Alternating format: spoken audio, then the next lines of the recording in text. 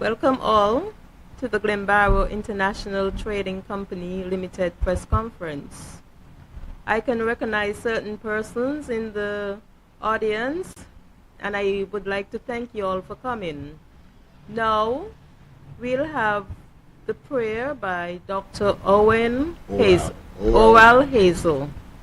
Wonderful. Good morning, all, and good morning to our family there in St. Kitts, the believers there in the Federation, some of my students, friends in the Federation of St. Kitts and Nevis. In Isaiah 58 and verse 12 tells us, "Those from among you shall build the old waste places. You shall raise up the foundations of many generations, and you shall be called the repairer of the breach, the restorer of streets to dwell in." Heavenly Father, we gather here today not just to speak, but to seek your face in this matter that affects not only one man and the Hazel's family, but in the integrity and the future of our federation. You are the God of justice, you are the God of mercy, and you are the God of truth. And we acknowledge that without you, we can do nothing. We invoke your word today, believing that you are raising up repairers of the breach in our federation. Where systems have faltered, may you bring restoration. Where silence has lingered, may you bring clarity. Where delay has bred frustration, may you move swiftly with divine favor. We lift up Pastor Lincoln Hazel, and also the owner of Glimbaro Company in St. Kitts, his heart for ministry and his work for the Federation. Let not his labor be in vain. We ask that the spirit of Pharaoh be broken over the Federation, and that every gatekeeper of policy, banking, justice be stirred to act rightly, compassionately, and with transparency. Bless this gathering, bless every journalist, official, and observer present. May their hearts be moved not just by information, but by revelation. And Lord, may this federation rise in unity and in righteousness. Show the world that justice is not delayed and dignity is never denied. In Jesus' mighty name, we all shout throughout the federation. Amen. Amen. Amen. Amen.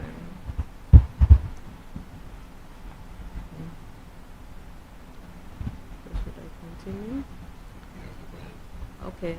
This is our first press conference of the year and the second press conference as we approach our 40th year of business in the Federation. Glimbaro International began operation January 1985 as a pest control business. Our first office was at Spot Street in the Jenkins building. Over the 40 years, we grew by owning our own business by 1987, located in the corner of College and Keon Streets, where we remodeled into a guest house, general merchant store, restaurant, and the Glimbaro offices. Later, we sold the building and settled in this building where we presently occupied. Our building was involved in a fire in January 7, 2014. We were able to restore the building by December 2014. These were very trying years, but God gave us another chance. To God be the glory. As we celebrate our 40th anniversary, we thank you to all our customers who have stayed with us and grew with us. We say thank you to our suppliers and the businesses that work with us as though we were partners. We have big plans for the future of the company. We are temporarily stalled as we have been met with challenges. We will never give up. We will fight against the odds. We will continue to go God being our helper. Stay tuned for a preview of our proposed plans. Yes, good morning. My name is Pastor Lincoln Hazel, and I am the Managing Director of Glimbaro International Trading Company Limited. I want to thank all of you who are here this morning to support this cause, and I can guarantee you it's not just about me or Glimbaro, but it's about every single citizen of St. Kitts and Nevis. I'm not doing this because of me. I'm doing this because I believe that there's certain injustices that are going on in this federation, and if everyone keep their mouth shut, it will only get worse. Applications for the renewal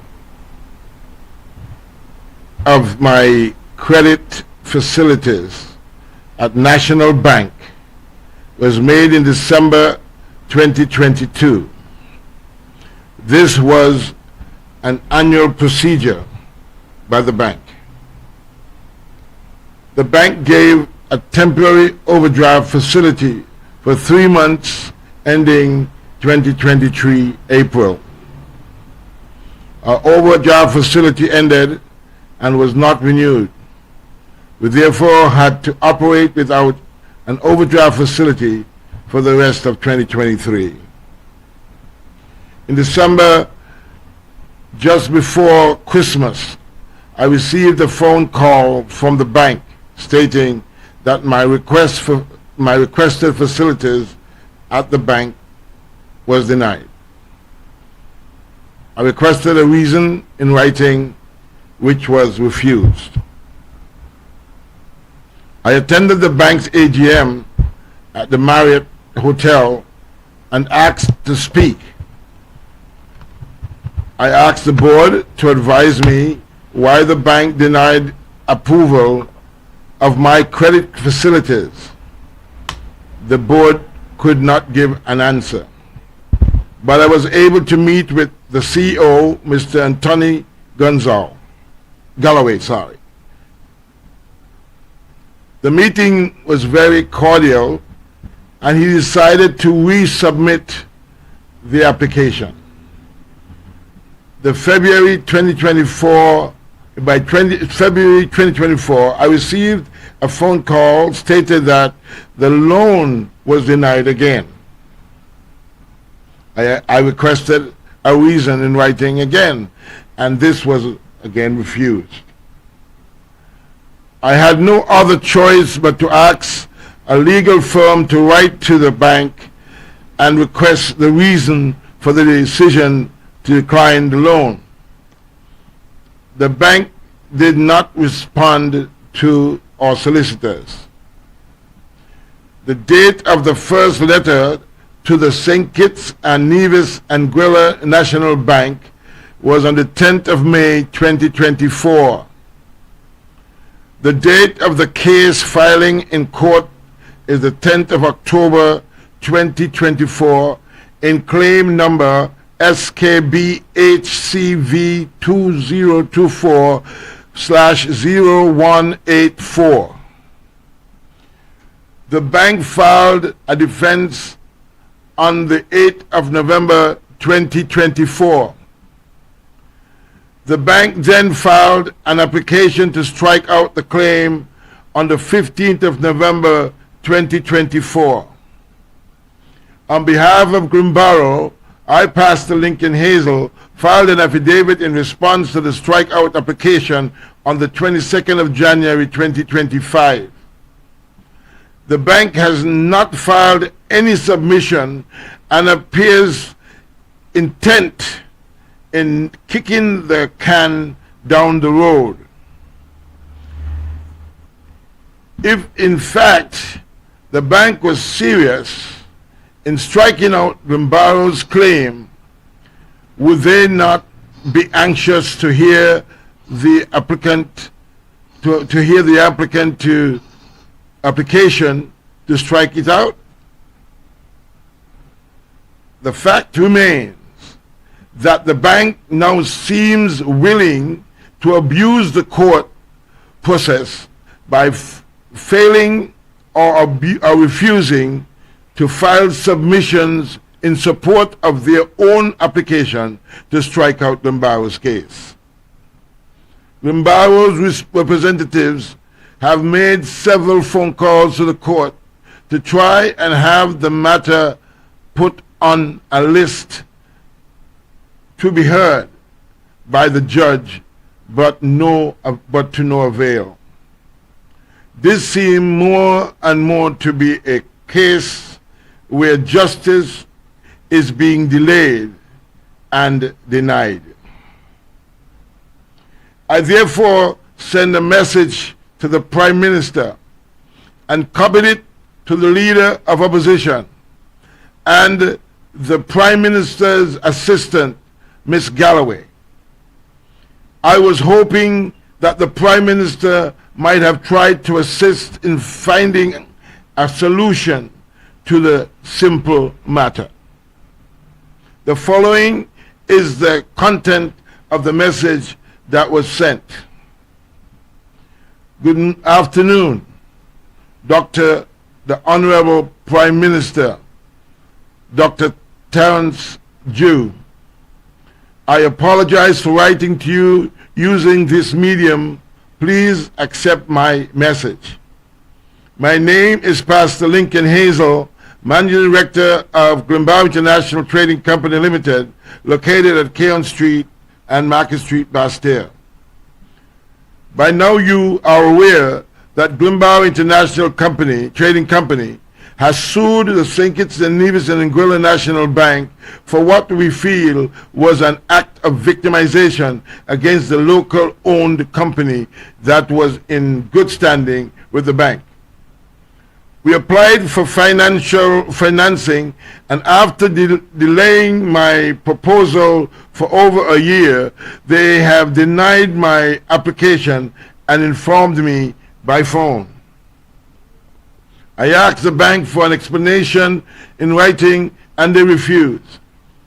I attended the bank's AGM and requested the chair to speak. I was given the floor and explained my concerns. A meeting was set up for me by the CEO, Mr. Galloway, after looking over my application. He was not able to give me a reason why my application was denied. He said he will represent my proposal to the board for consideration. In February 2024, the bank again informed me that my proposal was denied again, refusing to give me a reason. I engaged a legal firm who wrote to the bank and requested a response within a certain time. The bank did not respond. After months of waiting and contacting the bank without success, a lawsuit was made to the court requesting the court to intervene into the situation. I was advised by the bank that the bank is seeking to strike out the case, and that is now almost 1 year, and the court has not scheduled a hearing. As you are aware that this action has and is affecting the operation of the company. We no longer have a relationship with the bank, and no other bank would like to entertain a relationship with the company, seeing it is involved with a conflict with another bank, St. Kitts and Nevis is very small. I have written this to you as Prime Minister and Minister of Finance and the Minister responsible for National Bank. It has reached a stage that I am preparing to have another press conference to outline to the public the above situation. I'm informing you ahead as you will not be caught off guard. I hate to be involved in these public sessions, but there is nothing else left to do. I await a response as I want to give you the benefit to deal with this matter. As I am preparing for the press conference, I thought that I should inform you. Thank you in advance for reading this message. Lincoln S. Hazel, Managing Director, Glimbaro International Trading Company Limited, 24th of June, 2024. 24th of June, 2025. The Prime Minister has not responded to my message. He has not called me. He left no message, made no comments, and it's clear that the Prime Minister does not care.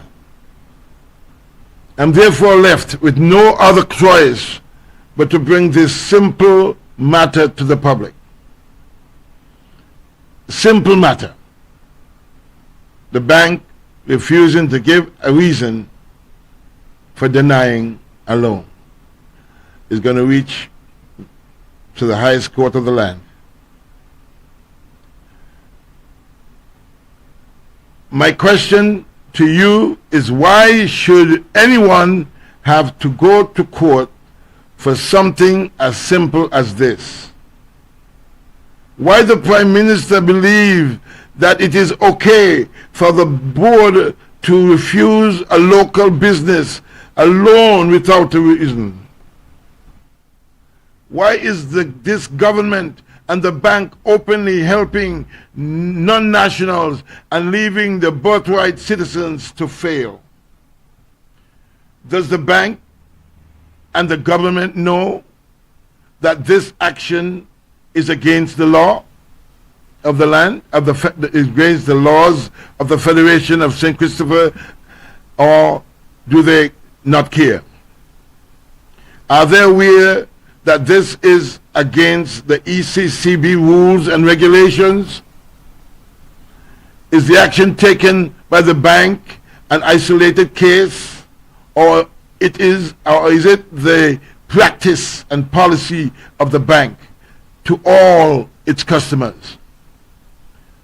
Why is it that the government of St. Kitts and Nevis travels the world seeking business to come to St. Kitts while neglecting to assist and support its own citizens? As citizens of St. Kitts and Nevis, I call for action. Let us stamp out this crab mentality where we fight down each other, making sure that we all stay in the barrel of poverty. Let us lend a helping hand and let us win together. Thank you for listening.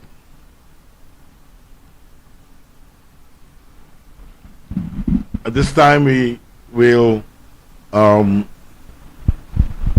we had something to show, but is it ready, or should we go to the hello? It's ready. Okay, at this time we're going to play make a presentation. Could you listen? Could you watch? Presenting the Palmetto Beach Family Theme Park. Proposed location is Palmetto Point, Trinity, St. Kitts, in the West Indies. Today we give you a look into the future. On this 7.5-acre plot of land, we propose to introduce to the Federation of St. Kitts and Nevis a theme park. This park will facilitate persons of all ages, a place for the whole family, tourists, visitors, and locals. This location combines beach activities, climbing, hiking, and much more. Enough activities to occupied all day. There will be a nature trail that combines with exhibits of our local and regional animals, birds, and plants fitted into their natural environment filled with surprises. A place for education, exercise, and fun. The rapid slope of the land, referred to as Parcel C, is a place where the theme park activities which will flow to the beach. This will be slides, mountain climbing, and many exciting fun games. This leads to the sea and the beach, where the excitement includes swimming and lots of water sports. The beachfront is presently stony. These stones will be removed to create a barrier that will always keep the beach calm.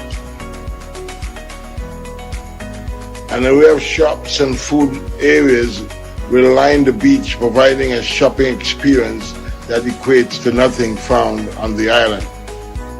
The beachfront is expected to be approximately 1,000 feet long, with endless possibilities. Parcel B, this will be the location of the main building. At present, it is a ravine that is about 30 feet deep, opening to a spectacular open ocean view. This will be a multi-story building, about 6 floors, that will be hotel rooms, restaurants, office, gym, indoor park activities, and swimming pool, etc. There will be a Parcel A. This is the level area of the property, and this is reserved for parking and outdoor theme park activities. The parking is expected to be multi-level to accommodate the many vehicles expected to be present. Off-property parking will also be necessary to avoid traffic and cluster on the property. This project is full of possibilities, and I am open to suggestions and any assistance that is available. We expect the cost of to be around 15 to 30 million US dollars. Thank you for listening, and I look forward to your comments and suggestions.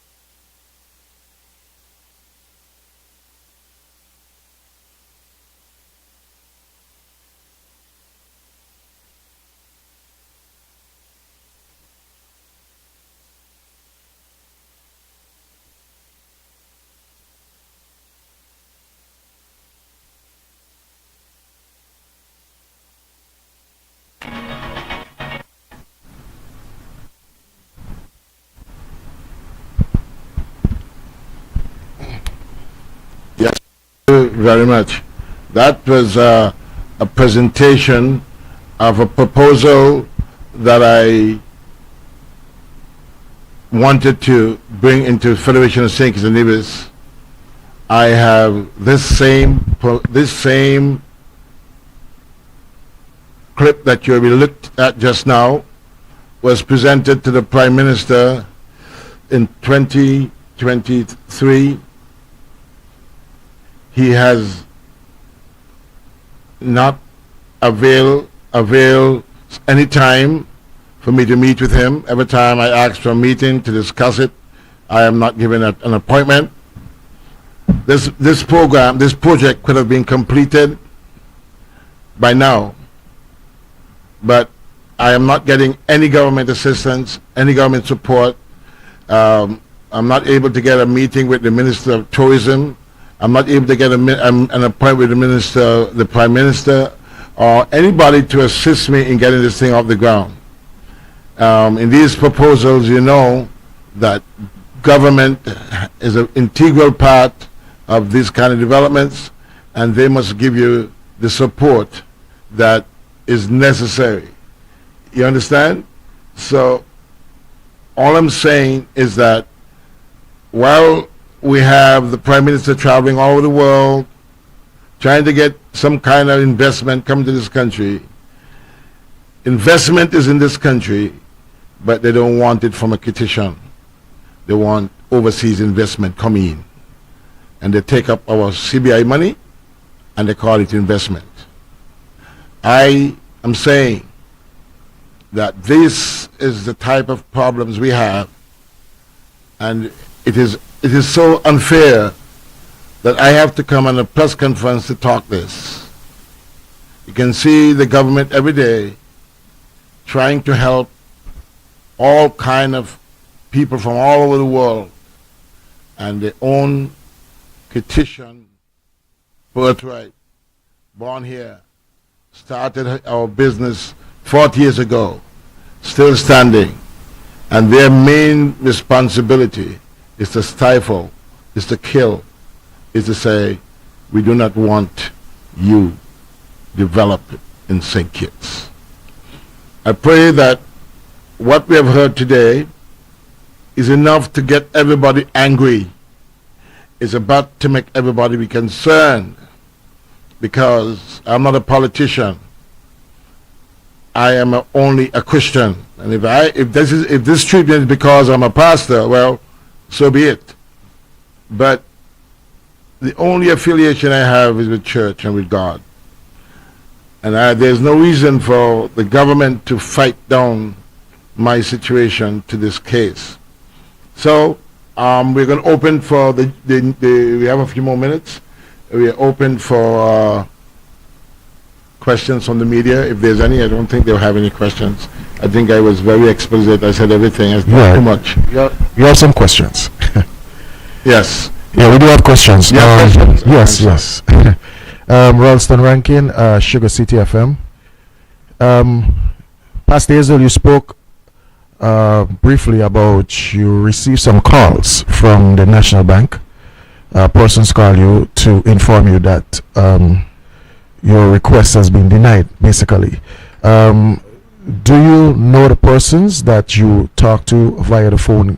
Yes, I know that my bank, the person would even know my bank officer. Okay. So, are you at liberty at this time to disclose the person's name on this forum? Wait, just a few more questions just before you answer. A few more questions. You said you approached the other banks as well, and they also denied your application. Did they give you any reason as to why? Because I know you're getting a problem getting the reason from National Bank. Did other banks give you any reason? Yeah. And my final question, you just mentioned, Christian. Is the Christian Council aware of this matter? Are you going to involve them or try to involve them in this matter to see if they can lend some assistance as well? Those are my questions. I will try to see if I can answer them in the order in which you gave. I do not want to call a name of the person who called, and I can, but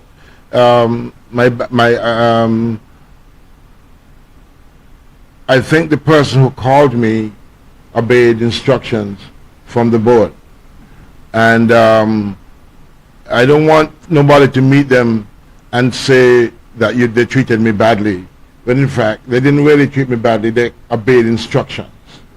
I spoke about Mr. Holiday, but I was at liberty to call his name, but because he's a CEO.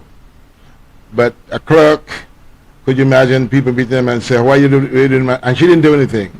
She just obeyed instructions from the highest order of the bank. As you see, I went as far as the board of directors, the AGM, and they still didn't do anything. So it is not her, and I don't want to put her under the bus. The second thing is, you asked about the other banks. I did approach other banks, but even before they take my application, they said, we do not know the full reason why National Bank has denied your claim. National Bank, you've been with National Bank for 40 years, and National Bank knows you very well. And if National Bank cannot tell you why they deny your loan, then they're hiding something. Whether it's from you or from the whole banking community, and they don't want to take that risk. And I agree with them, and I believe that National Bank is not just a national bank. National Bank is a government bank. And if the government refuses to help you, and anybody help you, they're going to be under the bus. Okay? They're going to be under the bus. As some people who, as you asked a while ago, what you're going to do, why the church is not here with supporting you, right? I had somebody to pray, just to open the opening prayer. And they said, a pastor, hear what they say. They don't want to be caught in a crossfire. The church is very protective, and there is no the Christian organizations stand in St. Kitts. I don't think they function. The Christian Council is the Anglican, the Methodist, the Moravian, and so on. They probably have their function in order. The Evangelical Association, where I would fall into, they don't function. They do not have a structure. And if you notice of late, the government is who runs the Evangelical Association. Every time they're having something, is because the government asks them to have it. But there's no meeting of pastors. There's no election of members of there's no place where you could go and talk about Christian things. Every time there's a meeting, the Deputy Prime Minister is going to be there, or the PS is going to be there, or that kind of thing. There's nothing, there's nowhere. And they would not listen to you either, because they don't want to be caught in the crossfire.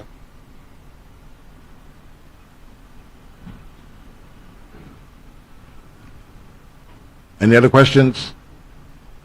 Good morning, Pastor Hazel. Yeah. Glimbaro from SKN Newsline. Earlier in your statement, you indicated that you believe it's a pattern of injustice that is pervading the country. Then you went specifically to National Bank and to your case. You almost ended by saying that you feel that it's a case of victimization. I would like you to be a little bit more specific than in your opening statement, to explain to the public why you believe you have been victimized, why you believe that it's a general pattern of injustice being perpetuated through the National Bank against your business. I will say, like the CEO of National Bank, Mr. Galloway, I have seen no reason why this loan was not approved. I will take it back to the board for their reconsideration. Okay? Probably at the bank level, my application was okay. But at the board level, my application is not okay. Now, I've been with the bank for 40 years, I had my ups and downs. I mean, I had my tough times, and to start a business of $100, a $100 note to where it is today, you had to go to something. They know me more than I know myself.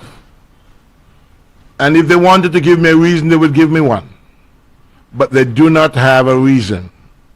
I'm talking just like the CEO. I cannot see the reason why this application was not approved, let me take it back to the board. The problem is the board that was appointed by the Prime Minister, and that is why the Prime Minister do not even want to entertain me to discuss it. The Prime Minister does not want to see me. The Prime Minister doesn't want to see me. He doesn't want to discuss it. You know what I'm saying? He preferred to go to court, and if he lose in court, go to appeal court, and if he lose in appeal court, go to Privy Council against a son of the soil. And all he's asking for is a reason why his loan was denied. Could you imagine? Which is illegal.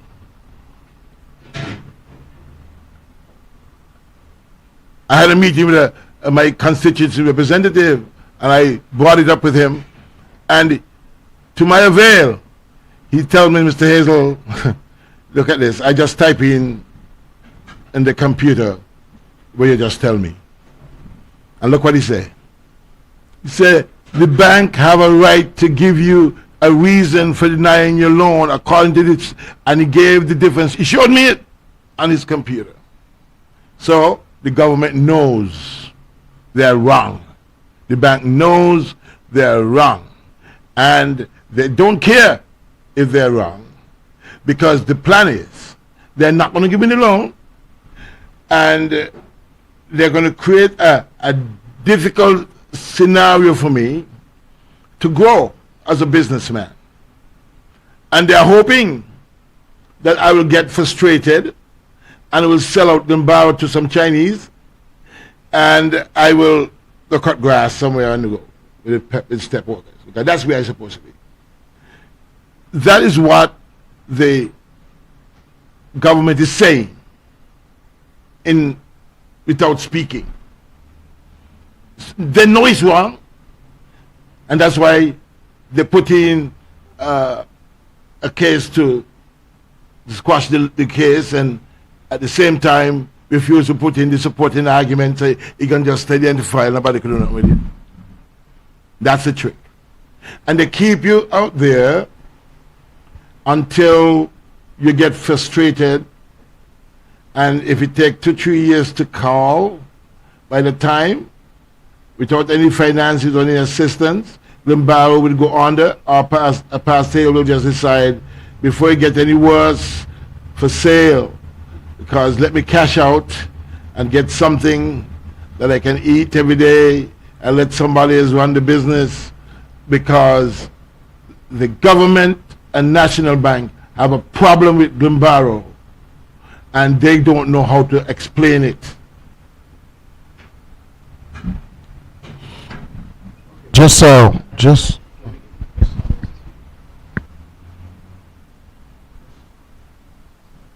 Anybody have anything else to say?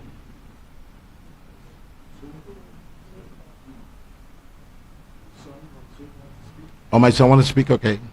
Let him go ahead.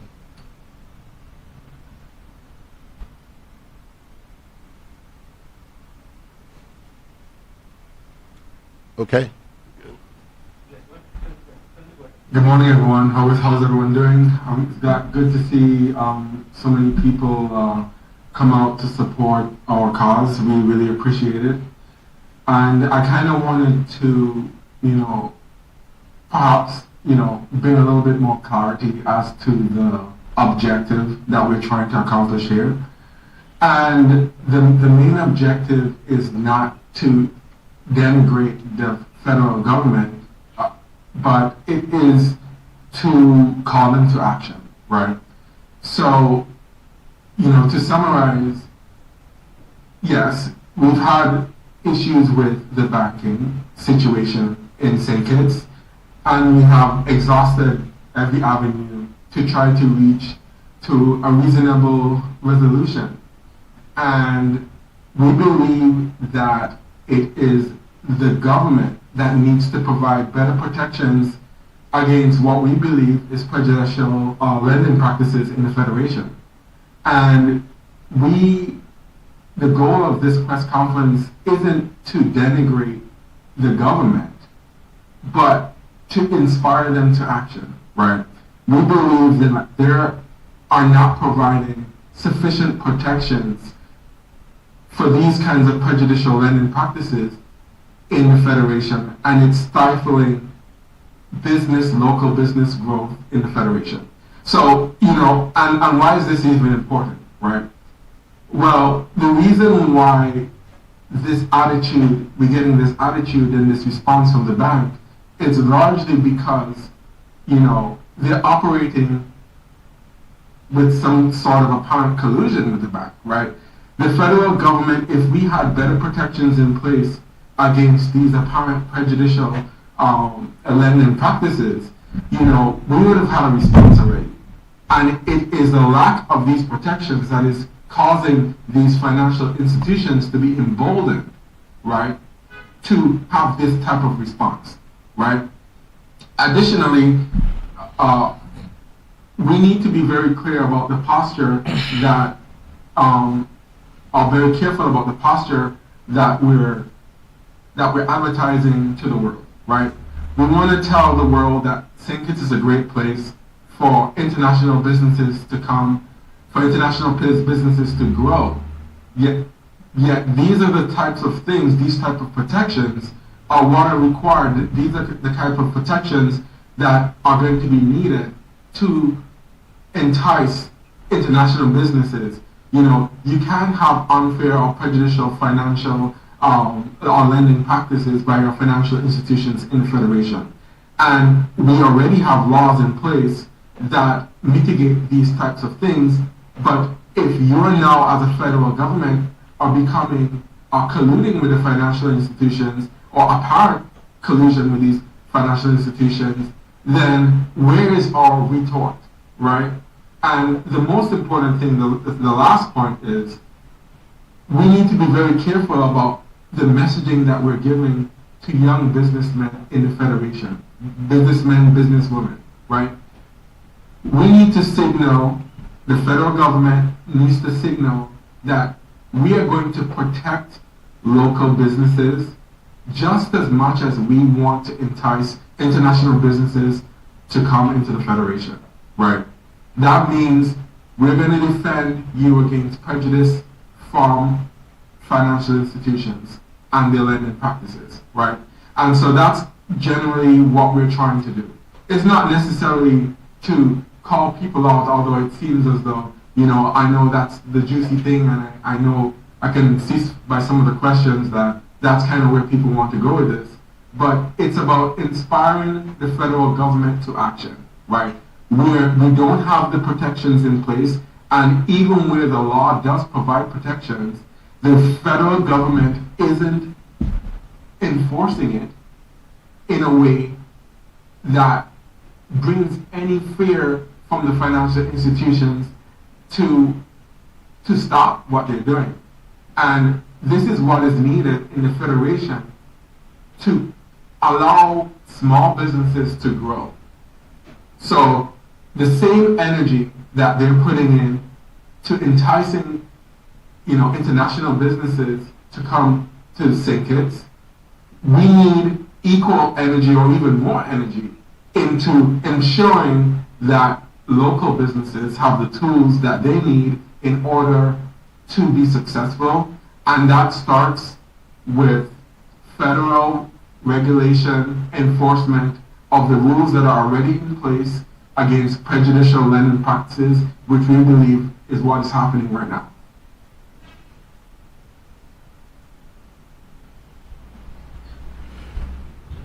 And I'll hand it back over to you guys.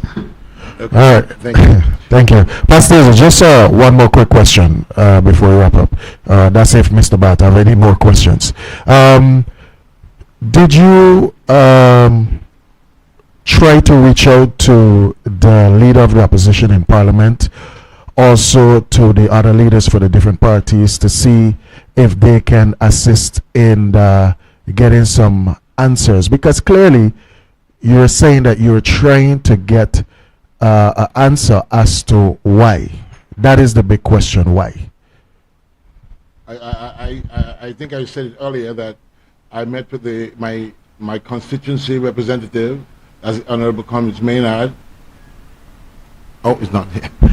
I met with the Honorable Congressman Maynard, who is the leader, who is the constituency representative from where I live. I tried to reach out to the Minister of Tourism because my business is tourism and everything, and I can't give even a chance to talk. I therefore reached out to the leader of opposition because I said, then if the government not listening to you, reach out to the leader of opposition. And he graciously called me to meet with him in his luxurious office in Nevis. And we had a very good talk. And he promised, I will be meeting with the Prime Minister shortly and I will bring up your matter. I believe he did. Nothing happened. The Prime Minister probably didn't care. So that's why we had to be here. I hoped that we didn't have to have this press conference. The Prime Minister could have stopped it because he said, come, let us reason together. Come, let us see what's the problem. I didn't tell him National Bank don't have to give me a loan. No institution in St. Kitts have to give anybody a loan. But if they deny a loan, they must say why. And that's what I'm championing. I survived last year without any money from National Bank, and I'm surviving this year. So God has been good, isn't it? But it's not for me. I'm almost 100 years. So I will be leaving this world soon. But the problem we have is whatever the strategy is, somebody have to call it out. You cannot wait on the court because it's staying too long. You can't wait on the Prime Minister because he ain't talking to you. So where do you end up? I come to the people of St. Kitts and Nevis and the Caribbean and the world, because when the government goes to ask for overseas investments, they ask him, why you don't look after your own people? Why could they believe that you can look after us when you come there? If you can't take care of your own, how are you going to take care of anybody else? And then we ask them the question, why did we can't get no investment? What investment? We can't get any investment because people are listening, people are watching, people are understanding. Pastor Izu, my last question. Are you in contact with anyone, any other business person, or are you aware of any other similar type of business situation as your own involving other business people? Because because what you are describing, and if what you are saying is correct, then there is a pattern of discrimination, a sort of anti-local business orientation of the government, despite what they say on the platform, so to speak. So the two don't gel, and what really is required is perhaps if others can come forward and say, well, we have experienced similar situations. So I'm asking, have you been able to determine if there are other people suffering similar fate? What I would say is that that's the reason for this conference. This press conference is to say out loud to the nation that this is going on. And if there any other people are experiencing the same problem, I expect them to come forward and let us have a conversation. Maybe we need to have a case, a joint effort in court rather than myself alone standing up, that we have a joint effort in court and instead of one, and it may be a better case. I hope I'm not the only person, because that would be so bad. You got a little volume. Good morning, all. If I could say something in response to this, can I Can I say something in response to that last question? All right, there I am. All right. Go ahead. Okay. Yeah, and who was the last question by, I didn't get your name? Glenn Bart, our neighbor. And Mark, okay. You basically hit the nail on the head, okay? You know, a bank can deny your claim for any reason, right? But not for no reason, right? And that's kind of the main thing here, and you hit the nail on the head. Now, just to use your imagination, right? Let's just you know, expand this out. What would happen if, you know, there was a situation where, you know, local people's, local businesses, loans in financial institutions all across St. Kitts and Nevis was constantly being denied their loans, and no reason is given. Oh, your loan is denied. Your loan is denied. Your loan is denied. Well, I have all the collateral that you said I needed. I have all the things that I need that you said that I needed to collect, history, etc. Right? And then your loan this is a slippery slope, right? And not giving a reason allows them to hide behind blatant prejudices. Because if you give a reason, right, you can say, oh, your collateralization is incorrect, is off. Well, is that really the case, right? You know, so, you know, without getting into specifics, in the Federation, it cannot be allowed that financial institutions are allowed to continue doing this, if they are continuing to do this, where businesses are denied financial access to lending for no reason at all. No reason given, right? And that is what you hit the nail on the head. That is exactly what we're trying to make the public aware of, that this is a slippery slope, right? That needs like very serious attention. Because if they're allowed to not give you a reason, then they are in fact allowed to deny you for no reason at all, right? And this is against the laws that are in place currently in St. Kitts, and them not giving you a reason is a way to skirt the prejudices that are in place for not approving or the actions that they're making right now. And so we want to be very clear without giving out too much information that it's not just about not giving the reason.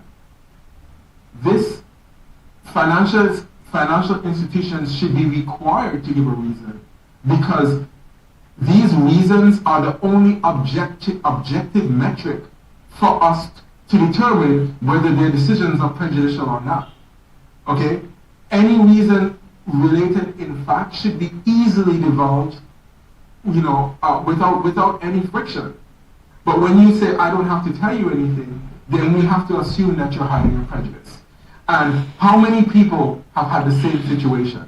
No reason given. I've given you everything that you want. My collateralization is good. Oh, and are we hiding that you're asking me to have a 10-to-1 collateralization, and you're asking another person to have a 20-to-1 collateralization? And that's obvious prejudice, right?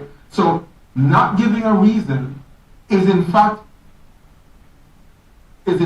a tool in our belief to hide prejudice, and that is against the rules and regulations of the banking financial institutions in St. Kitts. Amen. Yeah, you go quickly. We are over time. Good morning, all.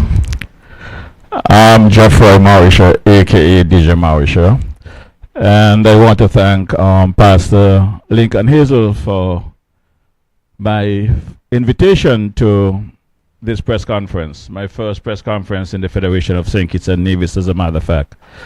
I look at this forum that Pastor Hayes has put together here as public awareness, basically public awareness. Over the past years, since 2020, I've been doing my podcast on social media. And through investigations, I have realized that for some reason, we have a sickness in St. Kitts Nevis. We take care of foreigners, not our own. We whisper in the corner about all the ills, but we don't come publicly and speak on them.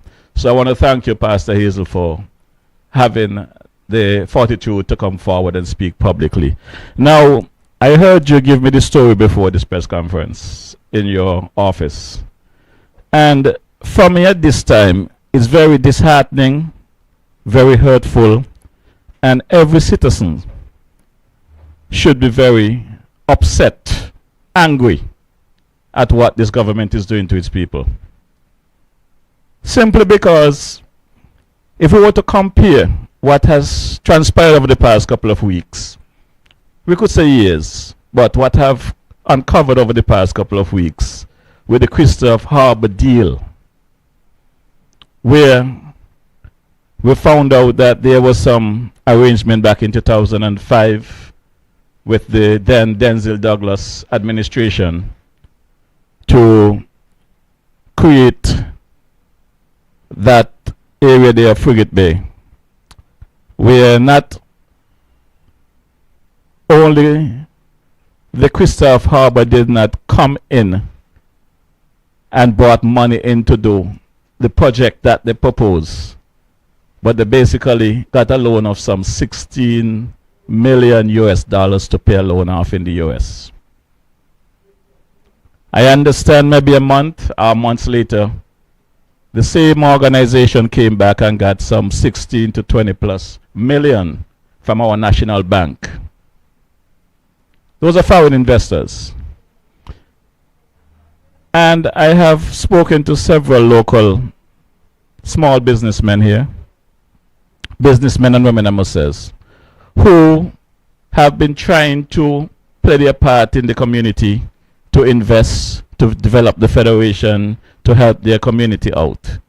And for whatever reason, our ministers of government that we elect to take care of our country, our citizens that they said they're going to defend, for whatever reason, choose to ignore the locals on the ground, but chase the clouds looking for foreign investment when it's right here. It's like some of those old men that have their glasses on their forehead, but they're looking for their glasses. That is where I look at it. The question was asked by a media person that if you had spoken to other businesses in the Federation to find out if they've been hit with the same situation. I can say that several businesses have reached out to me over the last couple of weeks. As recent as yesterday, I got a call. And their concern is that they've been doing business with National Bank for some years. There's an outstanding account that they had where they was trying to get it modified. And for whatever reason, the bank denied them of that opportunity. There's another business that contacted me about trying to get an overdraft of a couple of dollars. Small amount of money to keep them afloat, because since COVID, they are still struggling to get back on track. There are businesses on Nevis that are struggling that also have been trying to get some loans.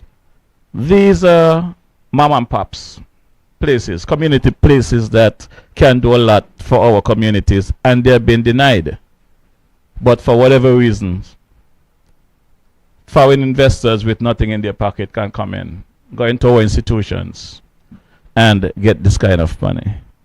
And the monies that you guys are not getting here as business people that you're trying to develop your community. You look at how much trips these politicians take on a weekly basis or a monthly basis trying to chase foreign investment that they cannot bring back here. So I feel privileged to be sitting in this room today with legends like Glimbaro and Brother Rankin and Brother Andrew Huey and the other journalists in the house. And I would hope that from today going forward, we will look at the big issue, because the problem here, Pastor Hazel, is not Glimbaro, is not Pastor Hazel, but is these misfits that we elect as ministers of government to represent us who really does not have neither the country or the citizens at heart. And I am also calling on all citizens, it's time for us to hit the streets. It's time for us to do something. Come out of those corners in the back rooms and in the hallway and byway whispering. It's time to stand up for our country, stand up for our citizens, and take back our country from these corrupt ministers. Thank you. Okay, we went over time. I'll have to pick up an offering to pay my your time. Thank you very, very much, all of you came and all you listened, and I hope we'll hear, you can go to YouTube and listen again and take your time and make sure I didn't say anything I shouldn't say. But I pray that this meeting will make a change in this country. And I pray that the governor of the central bank would have heard about this meeting and will intervene into this, because that's their job. And the court will also hear about it, and the judge will want to know why these matters are not being heard. I hope the Chief Justice will hear about it. I hope the appeal court justices will hear about it. And I hope even Privy Council will get a peek into it, because it is serious business. We need a change in this country. Thank you again for coming. I love you. Keep praying for me as I pray for you. Thank you. Good morning. Thank you. Good night.